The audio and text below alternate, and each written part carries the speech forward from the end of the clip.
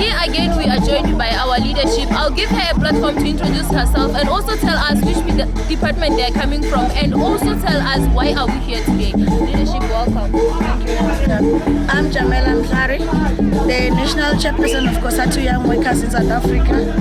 I'm a shop steward of Nehau, coming from Limpopo province, but now I'm leading the national structure. I'm an employee in Department of Health at Tambo Hospital. Leadership, I also asked you to tell us why are we here today. The purpose of today is because of the foundation and the fight that the struggle that they brought on June 16, 1976, the students were against the apartheid regime. And we feel that as today we must celebrate their efforts because the struggle that they were in today, we had the information of COSATU Young Workers and everyone that contributed to our life. Today we're bearing the fruits of their struggles. More than 1,000 young people were lost their lives. Student learners were lost their lives into the apartheid. And that struggle is taking even a year to achieve where we are today. That's why the reason that we have to celebrate. Because this day was one fruit plant shed on the street of Soweto. Yes.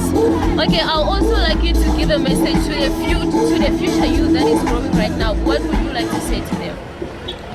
You know, we are in a country where there's a lot of challenges. Yes. Youth are no longer having trust into the government that is leading now.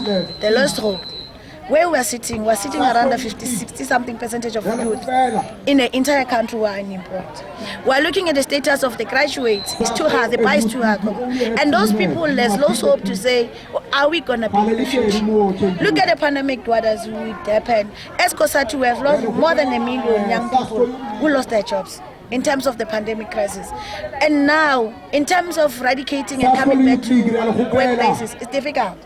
And what we need to say to the people that are in South Africa, the young people, and youth in general, is to say a hope must be there. It's not ready for us to leave the baton. If you can look and refer to the youth of 1976, it was difficult to say, let's call it off. The apartheid, you're going to fight it on ourselves. They fought, and today we're speaking. The African language is no longer compulsory. It's on your own choice. Now you can look into KZN. They introduce these things of responding to your own language. That is responding to isiZulu. For that different thing. And you can look at that thing.